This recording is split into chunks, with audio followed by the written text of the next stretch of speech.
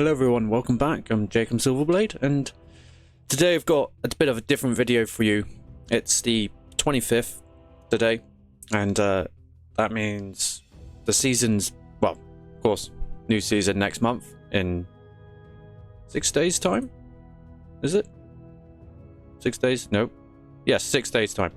So, what I want to talk about is ultimately the Ultramarines, because I'll be frankly honest, balancing this faction, funnily enough, is one of the hardest things to do, apparently, because it's just fundamentally how they play. Right now, I think everybody can agree that the Ultramarines are pretty weak, but of course there was that Predator meta, the Predator Annihilator, and of course that wasn't fun because everything was Ultramarines, and that nothing could compete, really. And funnily enough, I think Sisters Junith had that really broken ability where she could deploy 2 Battle Sisters if she had 4 faith. She had that. And she was broken then, probably. But it's just, Ultramarines was so much more on another level at that time that it suppressed Junith, and nobody bothered figuring out how to play a good Junith deck because there was no point.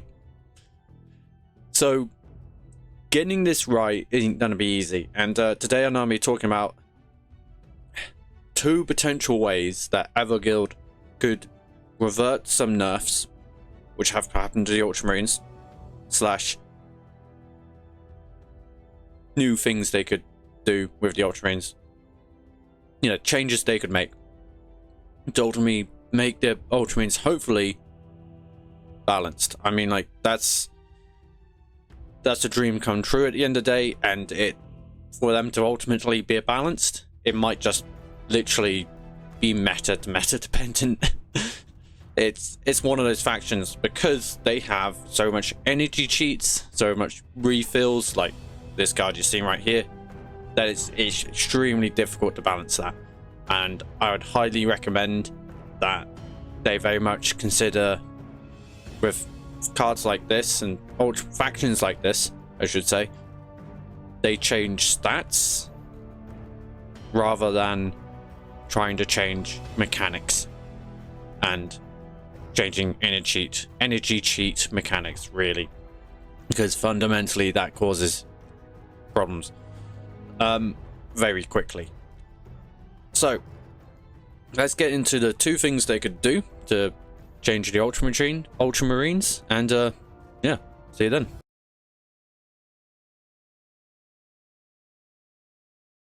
So we've got option 1. So option 1 is change Tactical Insight. Of course, what you see right here is the 0 energy version of Tactical Insight. Right now it's 1 energy to refill 2 energy, and they can just, well, revert it back to 0 energy.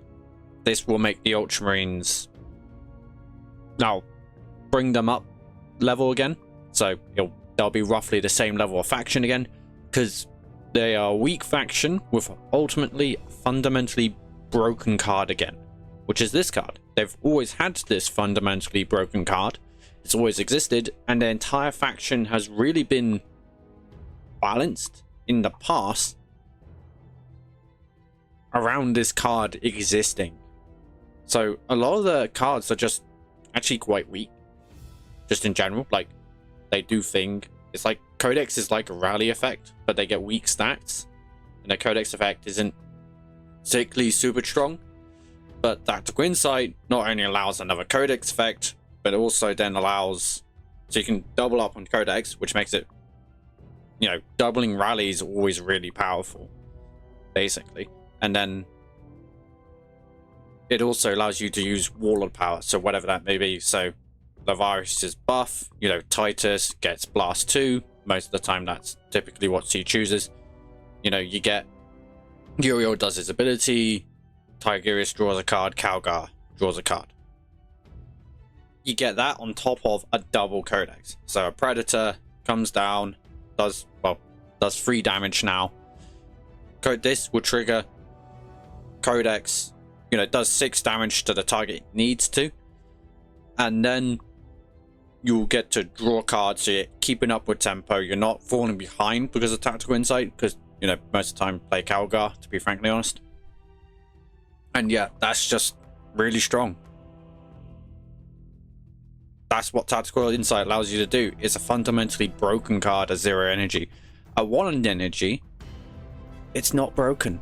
I think it's a perfectly balanced card, virtually, or almost. A bit on the strong side, I'd say, even still, but it's not a broken card, and hence the entire faction doesn't be balanced around it.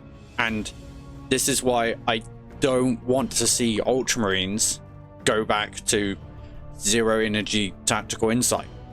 This is kind of the main reason why I'm doing this video, because I don't like the idea of that.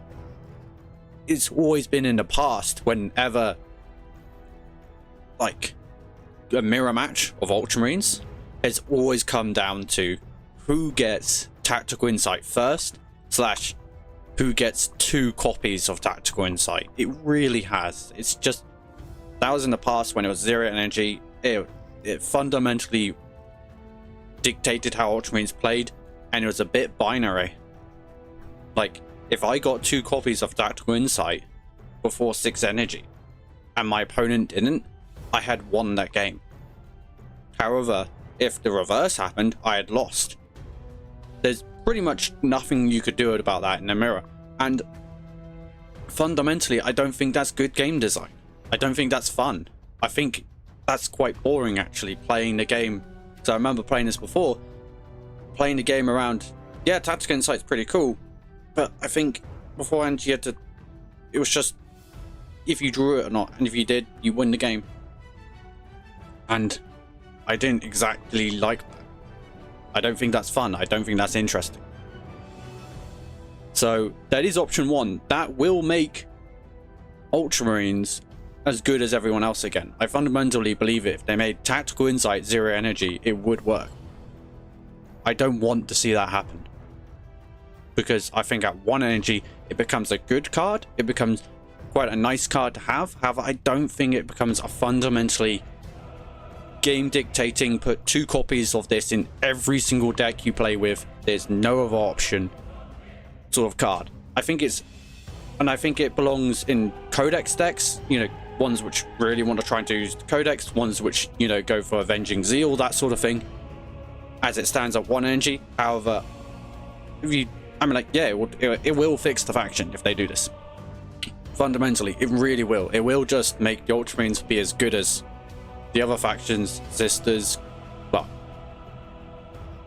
you know, good as the other factions. I'm not going to say it's going to be the best faction in the game. It's probably not going to do that. However, it will make them as good as them, if it brings them back to the 0 energy point. However, I don't want to see it, because I think that's, as I said, I think it's boring, and I don't think it's the right direction to go. I really do like Tactical Insight at 1 energy. So we'll now get on to option 2, which is, well, buffing up all the other cards. Funnily enough, we'll get into that.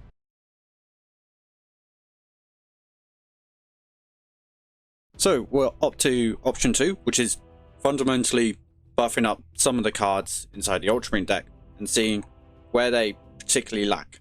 So we're going to start off with Varo Tigurius, and the reason why I'm starting off with this guy is just to talk about a little bit of a fundamental problem with this guy, unfortunately, because of course during the Predator season he was the most powerful warlord in the game. I think that goes without question, to be frankly honest, because of his ability to draw stratagem. And that isn't the most crazy strong ability. Like the Gene Stealer Cultist 35 HP warlord can also do that, and also for 2 energy draw troop, and also heal 1 to all of his units, all for 2 energy. Varo Tigurius gets other options, but they cost more. So the question really becomes then, why am I, you know, why was he broken then and not now? And simply because that reliability to draw a stratagem is really powerful, particularly when you can change your deck to draw a certain selection of stratagems. And if those stratagems are broken, like fundamentally broken in the game, of course, you're gonna now reliably get broken cards. However, if there is no stratagems which do that, which are fundamentally going to break the game, it means his ability is just a worse version of a Calgar's. Now, I don't believe there should be in a single case broken stratagems. That's not what I'm advocating for this guy to be good. We don't want that. That's not fun. What I'm suggesting is for this guy to be more fun, interesting warlord. And yes, there's always going to be the risk then that if we do buff up our Tigurius, if a broken stratagem for the Ultramarines does come along, yeah, he is going to be the most broken warlord in the time, and this will only make him more powerful during that time. All we can really say is, please don't print a broken stratagem. Please don't. But the way to buff him, to actually make him interesting, is to buff the other effects. So we got Mighty Heroes and Smite. Fundamentally, I would like Smite to do 2 to 3 damage. Still on the same theme, still does the same thing, just slightly more powerful, bit more reliable. Just a guarantee to do 2 to 3 damage, so guarantee 2 damage, is quite a bit better. And you can really start somewhat playing around that, particularly when you have to spend 3 energy. 3 energy to do 2 damage? Yeah, that ain't a good rate. 3 energy to do 3 damage isn't a good rate either, to be frankly honest, if that's what it does. So yeah, we do want this change, and that'll just make him that a little bit more edge over, but bring him more in line with the other warlords. Because I'll be frankly honest, I'm using Lavarius right now as the best warlord. Calgar is definitely up there. I think I don't have him, so I can't experiment him, but Titus would be a very good warlord. And you know, maybe Uriel could use some sort of a buff, but I'm a bit hesitant on that one, because you could very easily make him broken. However, a simple lane change like this to Tigurius just will bring up more in line with the other warlords. And particularly with Mighty Heroes, the fact that you have to spend 2 energy to basically unlock this card, and then 2 energy to get this effect, just for shield, isn't good. If you compare this to, it's not a great comparison, I don't always like doing this, but it is a good comparison, but I don't always like doing this because it's sometimes not accurate. But if you are gonna compare it to Onvar from the Tal, his ability is 1 energy, give 1 health to himself and adjacent. Then he unlocks the 2 energy ability, which can give him 1 of the 3 cards. One of those cards being the 1 energy shield, and then he can spend 1 energy to give himself or any of the troops a shield. Tigurius spends 2 energy and then another 2 energy to give someone a shield, but that guy also gives +1 health to himself and adjacent units. And he can play the shield, not straight away. This is inferior. This doesn't stay in your hand. That guy can play shield later on if he needs to. Or you can play it straight away. It's up to him. You have to play this straight away if you're going to do this. So fundamentally it becomes 4 energy, gain the shield, just whatever unit. And the other guys give +3 health overall, 1 to himself and 1 to adjacent units. And also give a shield. You see why I think this is a bit weak? I think this could use a buff. I think it should give +1 health to the unit as well. So give shield and +1 life to a friendly unit. And then that would just bring it a bit more in line to being worthwhile as a hero power, which is worth playing. This is the main thing I want for Tigurius, is that his hero powers isn't just basically draw a stratagem and hope that stratagem is broken. I want to see him use a bit more of his other utility mechanics, and I want to see that being actually plausible to use and worthwhile for, not completely worthwhile for the energy, because, you know, there's a certain dynamic of he gets the choice of flexibility, unlike Calgar, which can only draw a card. He can sort of like decide how he wants to do things. But I want those other options to be actually legitimate options, you see. So just some small minor buffs, +1 life. I'd like to see this, and Smite being just 2 to 3, a bit more consistent, and I think that would be pretty cool. And yeah, so that's how I changed Tigurius. Now we got the Hellblasters. What I talk about now is a fundamental thing in Ultramarines, and one of the things they lack is they've got good 1 energy cards. They've got good 2 energy cards, because you got like Reaver, Firstborn, Scout Bike, you know, Point Blank Shot. You've got all sorts. Got good 3 energy cards. You know, you got Stone Guard Sergeant, nice free drop. Intercessor Sergeant, I think it is. That's reliable. It's got 4 HP. You got the probably the most powerful free drop they have is the, what's it called? Inceptor? It's the 2/3 with 4 life, flying and flank. It's very powerful. You know, you got the biker as well, the outrider. That's it. And you got several good options at 3 energy as well. Where you really struggle, where the Ultramarines really struggle, is the 4 energy drops, because frankly honest, the only thing that you have is Honor Guard. Like, that's the only good job for 4 energy, and I guess the legendary Antonio Cronus. So we have 3 cards which I consider to be 4 energy wise actually good troops we can play at 4 energy. And I think particularly in games like this, I've played Horus Heresy Legions, and of course this game.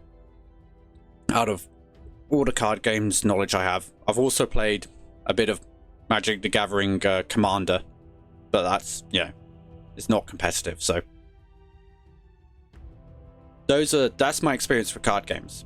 My experience with playing both of these games, which are quite similar, and it's the fact that 4 energy drops are so important to determining how the rest of the game is going to go.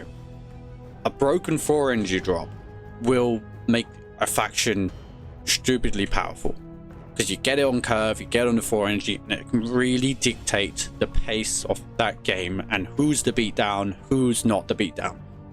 And if the Ultramarines, this is because they've got only 1 decent 4 energy drop, Antonio Cronus, you only really want to put in a vehicle deck, you're kind of left there going, huh, what do I do? And you're trying to play this aggro style, but you don't have a decent 4 energy drop, so you can't play the aggro. You're kind of getting what I'm saying here. It really, I think 4 energy, like if you're going aggro, 4 energy is like the late game of what you're doing, like the end point of the aggro. Like that's when things really, like those are like your final cards. Maybe your very final card is like a 6 energy drop. Maybe 5 is like the most expensive card you've got.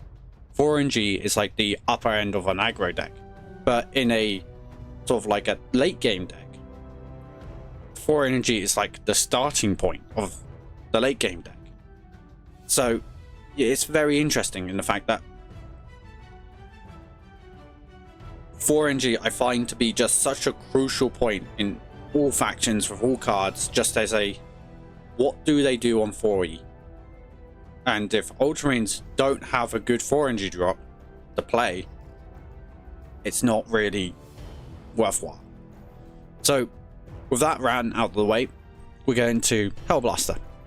We're going to actually, I'll talk about the 4 different energy drops which I'd like to see changes to. I believe these to be the weakest 4 cards, because you got the Honor Guard, Antonio Cronus, Landspeeder, and Sergeant Italian, and I believe all 4 of those cards to be better than these 4. And I'm starting off with the weakest. Now, of course, this guy's a 2/5 with 4 life. Like, yeah, he does 5 range attack. Whoa. spooky. We threatened everybody? We threatened yet? Nah, no we're not. No, because he's never going to attack. If he could attack with that 5 range attack and blast 2, there was a way of guaranteeing that, he would actually be pretty good. Problem is, there is no way you can guarantee that. He's almost always going to die. So, what do I want to see from this guy? Well, I want to add a rarely used mechanic, which is backlash. On the tabletop, I also play the tabletop quite regularly. They've always been, the Hellblasters have always been known for as a backlash mechanic to able to shoot on death.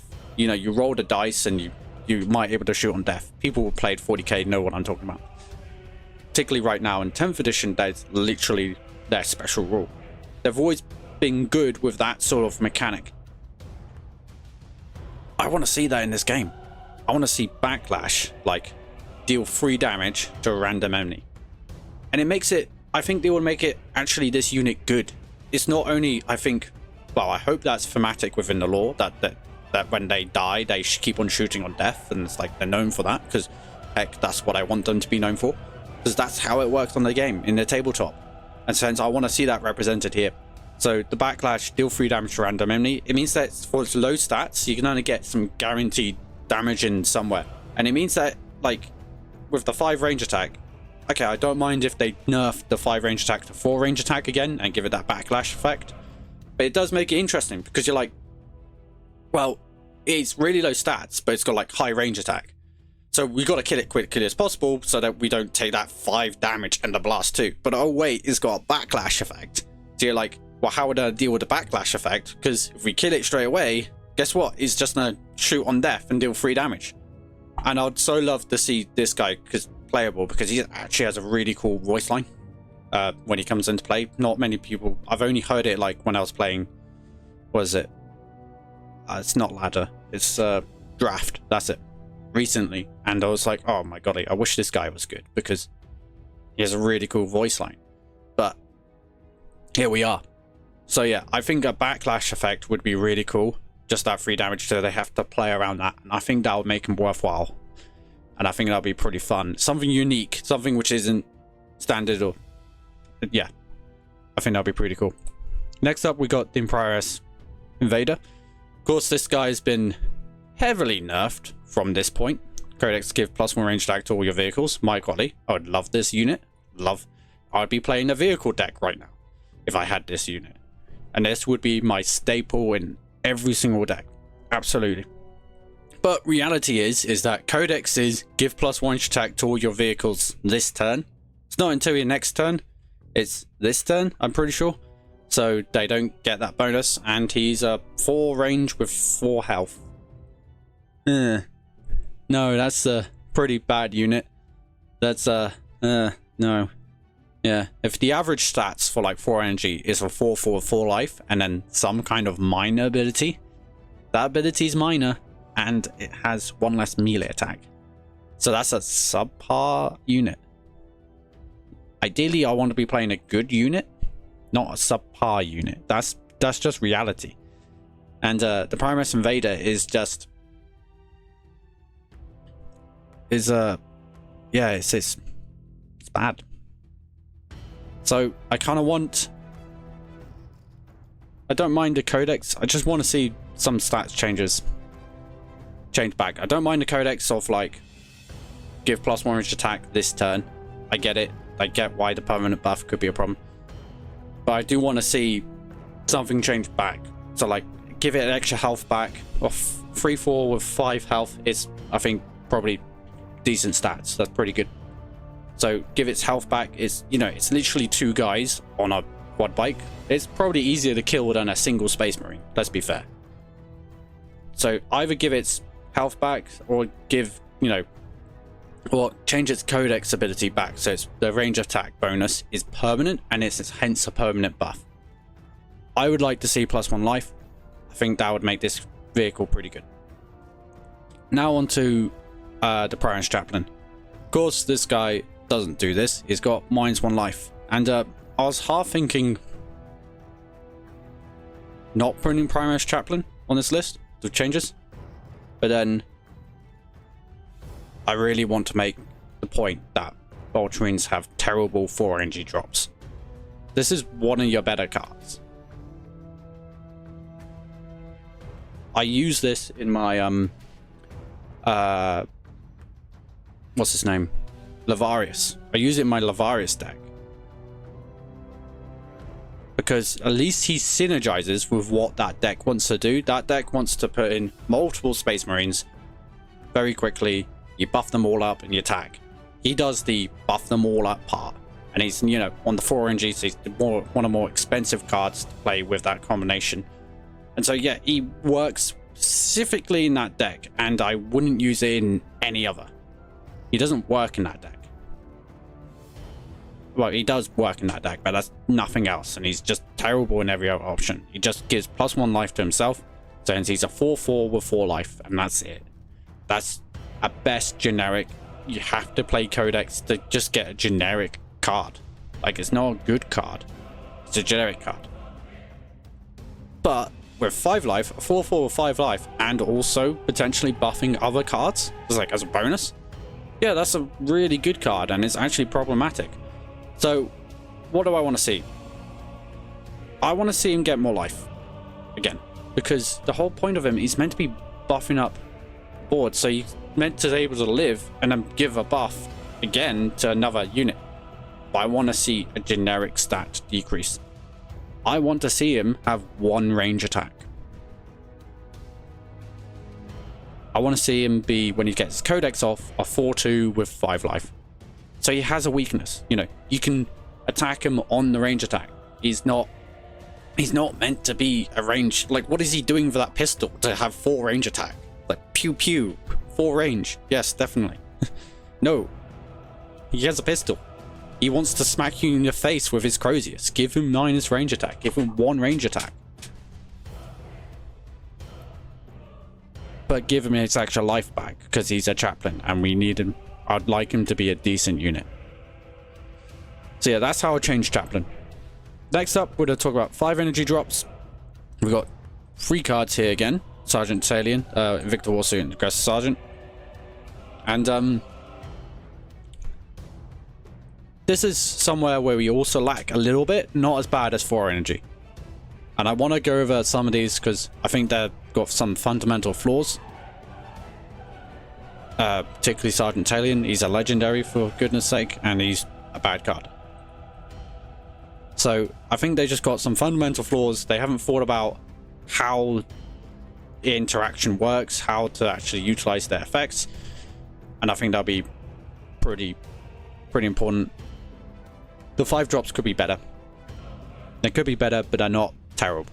That's my point. Going to an Aggressor Sergeant. So he's a 5/5 with 5 life. Nothing one can really complain there. And his ability is Blast 2. So why do I not exactly like this card? It's because, yeah, 5/5 with 5 life is a decent stat line. It's decent, you know, it's like there's nothing to be complained about there. But to get Blast 2, to actually get Blast 2 to trigger, you need to attack. Now, unless there's a way to give this guy flank to get the blast off, so that you can benefit from blast, you have to wait an entire turn and then able to attack. Which means that he has to somehow survive that entire turn. So he should be survivable. But for 5 energy drops, he's not survivable. He's only got 5 HP. And within the lore as well, why isn't this guy survivable? He's, you know, like, they're aggressors. Aggressors are known for big, bulky armor above a regular Space Marine's power armor. I think this guy should have 6 life, so that he can not only utilize the blast effect better, but also it just makes more sense that he would have more life than ultimately a Judiciar, because he is in aggressor armor. But for compensate for that, I would say make him 4/4 range and melee. This way, when he attacks, he's getting that blast 2 bonus. You know, he's getting 4 additional damage in on top of the 4. So but he's more survivable, so he's more likely able to do that. And they have to try and somehow play around it a bit more. The only other thing you could say is make it like still keep the melee attack and maybe one less range. I don't think I would do that myself. I think I would just make it a 4/4 with 6 life. It's a fundamental thing, and I think it'd be quite interesting. It's not the biggest buff in the world. You could argue it's not even a buff, but I think fundamentally with just how he wants to play with this guy, you want to be attacking, so giving him to get the blast 2 off, to give him more life just means that he's more likely to be able to attack. And I think it's lore thematic as well, so I think I would do that. Next act is Invicta Tactical Warsuit. I love the ability on this guy. I would say that if it worked. Problem is that when you attack and kill him, the ability doesn't go off. That's one way to fix this guy. You have to even if you attack and kill him, like let's say with melee, you know, you're still going to take the 2 damage, so you're still going to take 5 damage, which still means the thing dies, where in other examples it wouldn't. And that will make this Invicta Tactical Warsuit playable, and I would really like that. That's not possible because coding is difficult. Coding that sort of thing, I understand, can be a challenge. You know, it dies, hence it doesn't trigger its effect. It's just the way it's coded. I would like to see that, but if you're not gonna do that because that's not possible, just make it a 5/5. There's no particular reason why it should be like more life or whatever it is. I mean, like, you could make it more life and make it a 4/4. I don't know. It would make sense because it is in a ginormous robot suit. But otherwise, make it a 5/5. Make it so there's no weakness. I know it doesn't show on screen, but it is a ginormous fist on the other side. So having high melee only makes sense, and it does mean that they can either just eat the 2 damage all the time for its ability, or if they're gonna try and deal with it, they just have to. They can't cheat the trade, as BJ says. He's a 5/5. There's no way getting around it. I would like to see the ability be different. I think that'd be pretty cool. However, if that's not possible, just make it 5/5, and then it'll be a bit more interesting in a vehicle type like deck. And then we got Sergeant Talion. This is we can all agree that basically this is what's been happening in Warpforge, that they've made these snipe units which have low life, high range attack, and they've basically over time, because the Eldar version, the 1/3 with 2 life and stealth, now that used to have camouflage and I think like 3 life, but you never played it. The Eldar never played it because every single time we would just attack it, kill it, and then it wouldn't get sniped. Now it's played all the time because instead of camouflage, they have stealth. And that's the same with the Necron Death Mark now. Same thing as before. It used to have camouflage, now it doesn't, and it's stealth instead. And guess what? It gets played. So I want to see this be changed, and I want to see this fundamentally be changed. And I want to basically what I want to see is camouflage, snipe, and then Codex like gain stealth. But I think there's something they could do really cool with this, is that instead I think you could give stealth. This is when you can get into like a camouflage, like using some of those mechanics, so scouts, scout bikes, the eliminators with Sergeant Talion, and he kind of supports those units more because that's what he's meant to do. He's meant to be in the lore. He sort of trains up to the scout company to give them bonuses. So I would like to see Codex, all units with camouflage gain stealth. He has Snape innately, because frankly honest, Sergeant Talion should have snipe innately, because he should have snipe innately as camouflage, and he gives all units with camouflage stealth.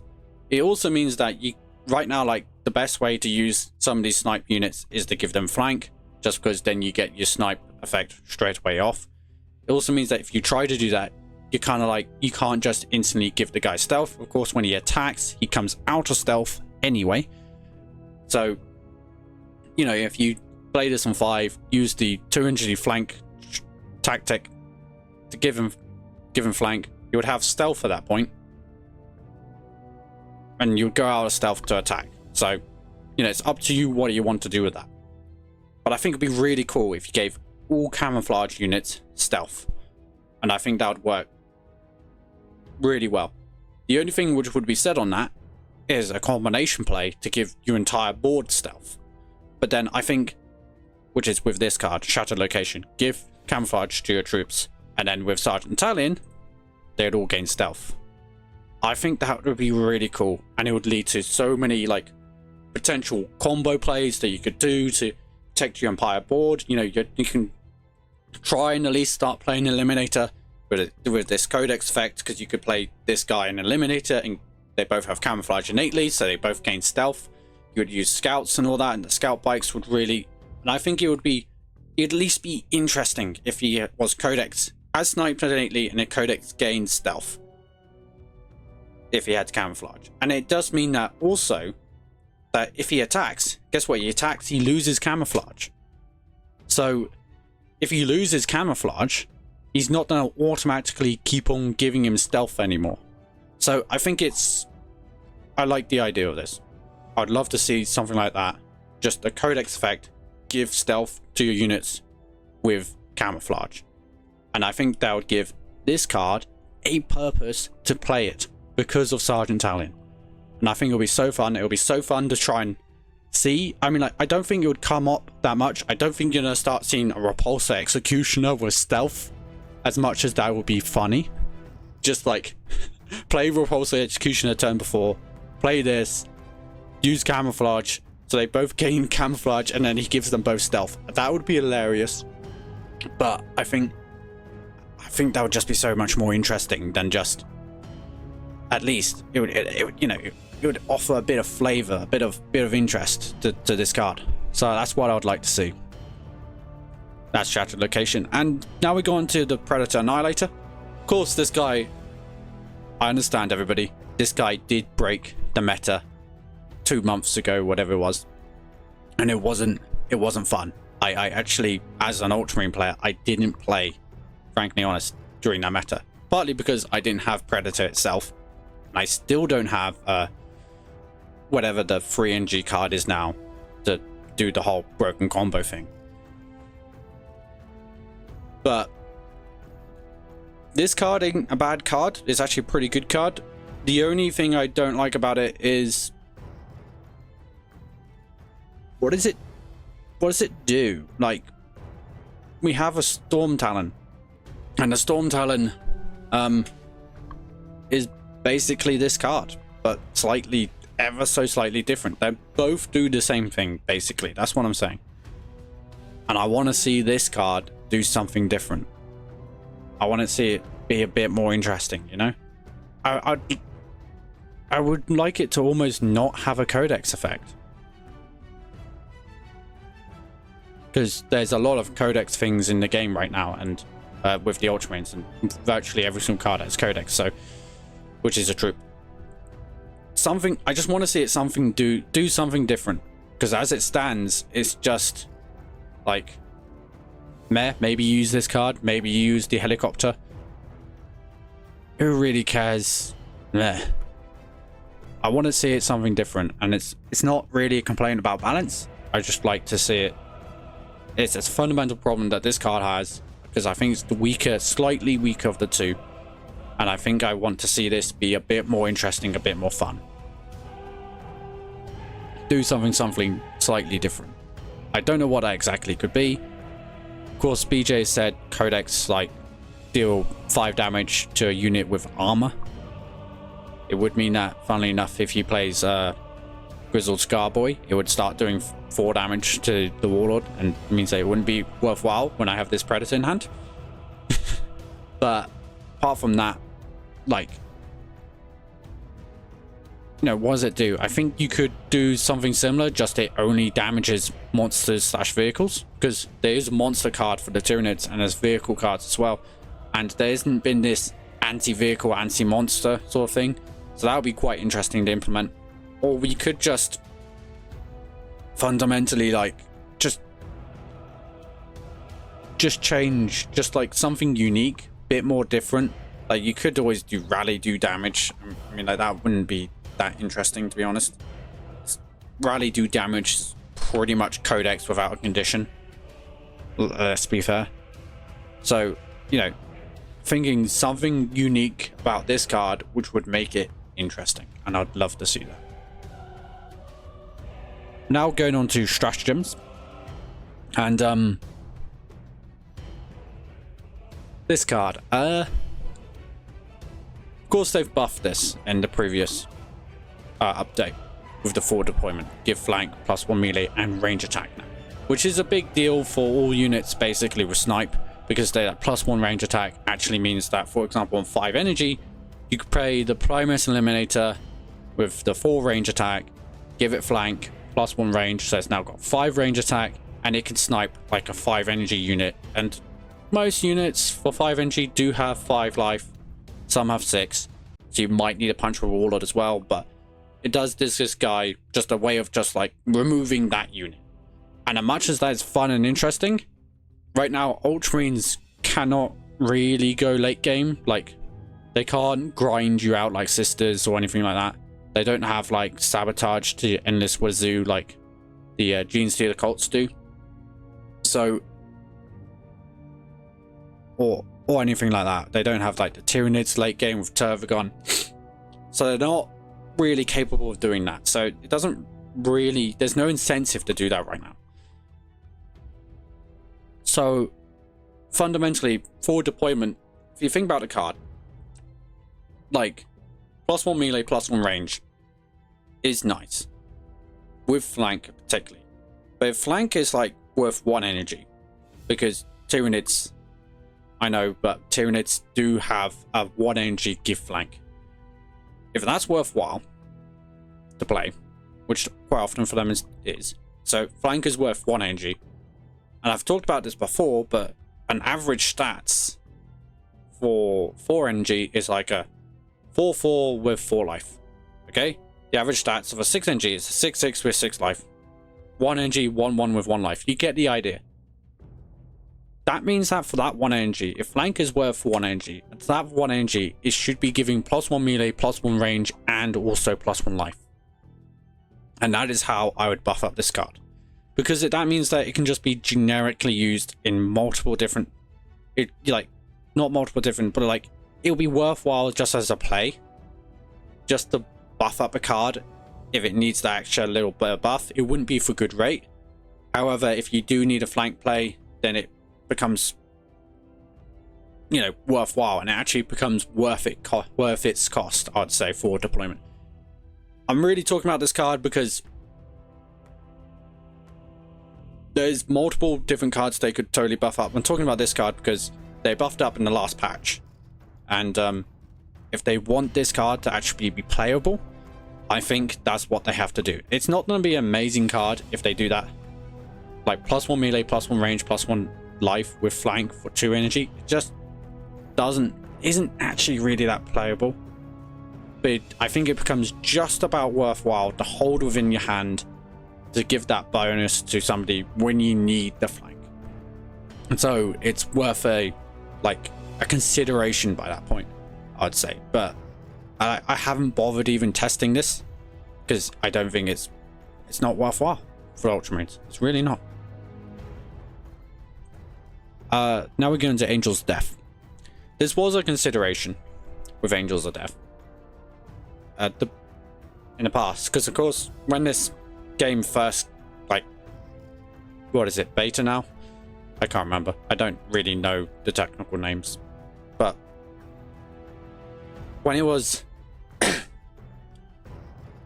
first introduced, it was of course a 6 energy. It deployed 4 primary intercessors. That was crazy. You got, like, for 6 energy, you got like 12 HP on the board. You got 8 damage, all with flank. They can all attack straight away. It was crazy. So they increased the cost of this card to 7 energy, and it was still played. It was still worthwhile rate. It became interesting because you still got 4 guys. It's still 7 energy for 12 HP and 8 damage. Then they, of course, nerfed it again to only deploy 3 guys. And to be frankly honest, that's probably what they should have done to begin with, to make it not deploy as many guys. This should arguably be a 6 energy card now, because it's 6 energy, it would be to deal 6 damage.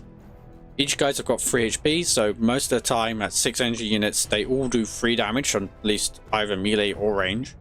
So that's, all 3 of you guys will die then, even though it's 9 HP, it's weird, but that's how it works. So they can either do that, or they could increase it back up to like 4 guys. That is some options they've got, and it's interesting. Of course, during that time, this card was completely broken, and it was very, very powerful. And there was a lot of things you could do with it. It always gave you redundancy, because you could always just flank kill whatever you roughly needed, in roughly the way you needed it as well. Like, you could dictate where the damage goes more. And yeah, so I think something though does, for this card to be ever playable again, Angels of Death, like classic name, the Angels of Death, for Warhammer 40k, I think they need to somehow buff this. Like, they can either deploy 4 Space Marines again. I don't know if we want that. It will, like, but it might be perfectly fine in this meta at this point to deploy 4 Space Marines. The other option is to get those intercessors, give them a buff, so you could give them like +1 range, +1 melee, I don't know, instead of just only flank, funnily enough. And then hence you would have like 3 free attackers, so you could use 2 of them to do 6 damage to a target, and you'll still have a 3/3 with 3 life. The final thing you could do is just innately buff up the Primus Intercessor so that it has 3 HP. The only question would be at that point, will that make the Impulsor too good? Because you putting in 2/3 with 3 life, which is really quite strong actually, with no ability frankly, but really quite strong, just to make this card good? Meh. So something needs to happen to it. Either it needs to apply 4 guys, or it needs to give those guys some sign of, those guys need to be somehow better. I would like to see them with 3 range attack. That would be pretty cool, because I think that would be the right balance. It's the slight buff maybe the Impulsor needs, because it isn't the best card in the world. Maybe the slight buff the Impulsor needs, because you can still do melee attack and only take 2 damage. So on the attack back if you need to. It's there's ways this can be buffed, and I think it'll be pretty cool. And yeah, I probably would go for just deploying 4 guys again. Like, I'd either do that or +1 range attack on the guys, something like that. This I want to see this to be playable. I want to see this to be like the late game of a spam deck. That would be pretty fun. And yeah, now we go on to Avenging Zeal. Now, all this time I haven't been talking about Tactical Insight, because this is on the basis that Tactical Insight is still 1 energy, all these buffs. As I said before, Tactical Insight being 0 energy would just bring the power level up of Ultramarines all the way to roughly where everyone else is. Avenging Zeal though, really don't decrease the cost of Avenging Zeal back down to 8 energy if you make that Tactical Insight change. But if you're going to leave it as is, which I would much prefer for the game in general, I'd find that so much more interesting, so much more fun to play. I want it back down to 8 energy again. And that is because, like with beforehand, when Avenging Zeal was broken, I think it's a bad card now. Just fundamentally a bad card. I don't think it's really that playable at 10 energy. But beforehand, the reason why 10 energy worked is because we had this fundamentally broken card called Tactical Insight. And Tactical Insight allowed you to get multiple Codex triggers on the same turn, probably dealing with your opponent's board, and next turn you could play the unit which is still alive because you dealt with your opponent's board that well that they couldn't kill the unit which was triggering Codex. Next turn you could play another Codex unit, and then also that Codex unit, and then that's multiple triggers of Codex. Now, ever since that nerf, you can't make that Codex play, which means that you don't deal with the board as well, which means that the guy instantly dies, and then so you've gone from like a double Codex say on like turn energy 5 into 2 separate units on turn energy 6, both triggering Codex. So that's like 4 Codex triggers. all because of Tactical Insight. And you get to like draw a card because you're playing Calgar. This Tactical Insight not being there, you play your 5 energy codex play, you get 1, the guy dies because he can't deal with the board state well enough, and then you get your next codex, so that's only 2 codex triggers. So the reason why 10 energy worked is because you got, just on those 2 turns, you've decreased the Avenging Zeal cost from 10 to 6. Now it's 10 to 8, and it's just cannot be played. It's not playable. It's not cheap enough. So I think at 8 energy, Avenging Zeal is worthwhile. As the game stands, and I don't want Tactical Insight to be broken again. As I say, that will fundamentally allow you to play Avenging Zeal again at 10 energy, because you can get those double codex triggers, and it results in you getting your Avenging Zeal for pretty much free. We don't want it for free. However, we don't want it to play at 10 energy either. That ain't fun either. So decrease it back down to 8 again. Don't change it, Tactical Insight. If you are going to change Tactical Insight, don't decrease this to 8. Please, please, please don't. You would probably break Ultramarines by that point. But if you aren't going to change Tactical Insight, which is what I want, Avenging Zeal does need to decrease in cost back down to 8, because otherwise I don't think it's worthwhile playing without that. It's a weird dynamic, but I think you get what I'm trying to say here. Well, without it, you can't really decrease the cost enough for Avenging Zeal to be worthwhile, and I think it's fundamentally a bad card now. If it's at 8 energy though, I think it's cheap enough to see some play, and I think it'll be pretty cool. And now a controversial take. Death from Above.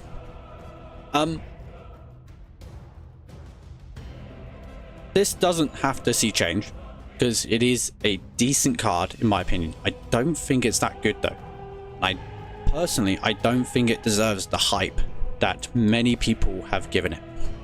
That they think that you put 2 of these in every single Ultramarine deck, no matter what you play, no matter if you're playing like a late game Ultramarine deck with like the big guard from BJ's deck, or if you're going for an aggro deck. I think it's not really that good. I don't think it's a 2 of in every single Ultramarines deck. I think if you're going for that aggro style, like a Uriel Ventress aggro style, then yeah, I would say you put 2 of these in, particularly if you chuck in Humanity's Shield.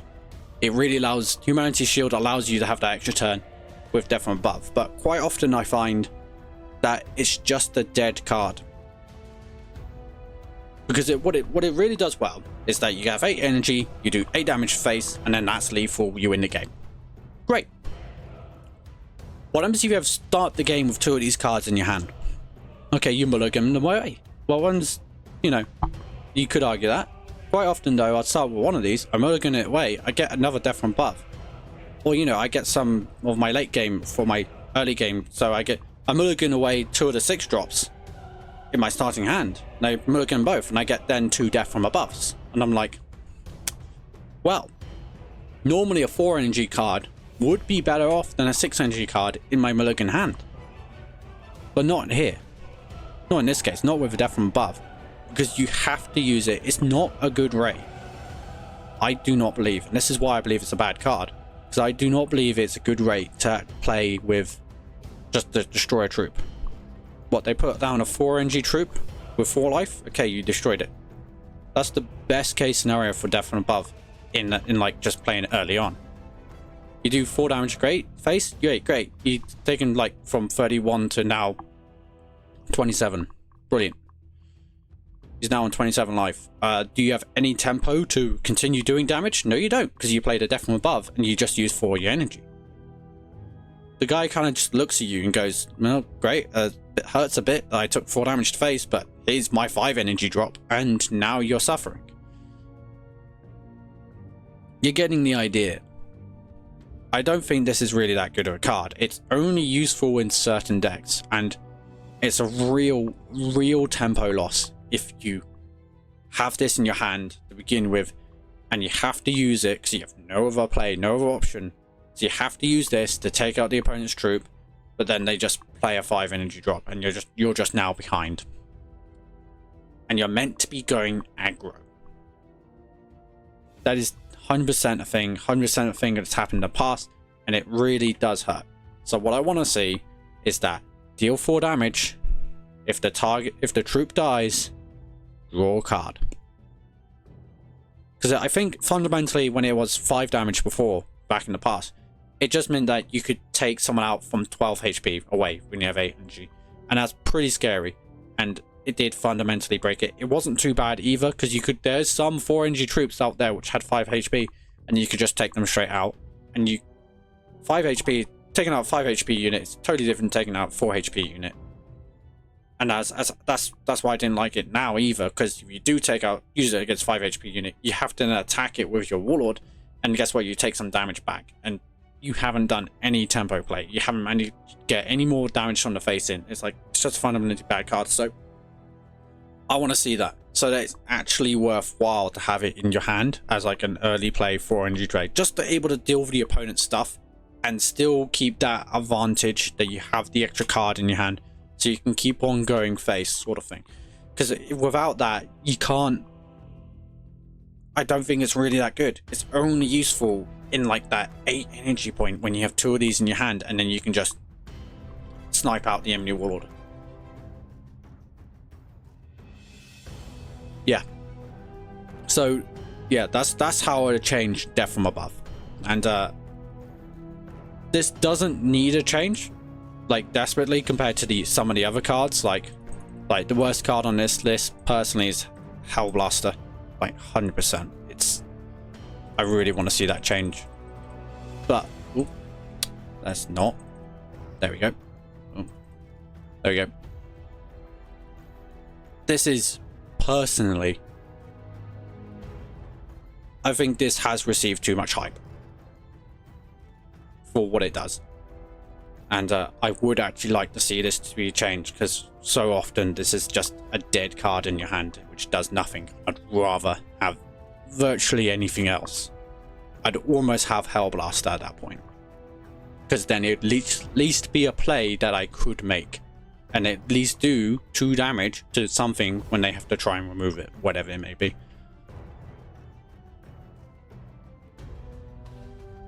It's crazy to think that, but yeah. So yeah, that's the changes I'll make to Ultramarines, and go back to Tactical Insight. Those are the 2 things. Oh my golly. There we go. Oh, no, not quite. That's better. Those are the changes I'll make to the game. And those are 2 routes that Everguild could take it to actually make Ultramarines decent. And these are some of the things I'd like to see change. So yeah, I hope you enjoyed, and see you next time.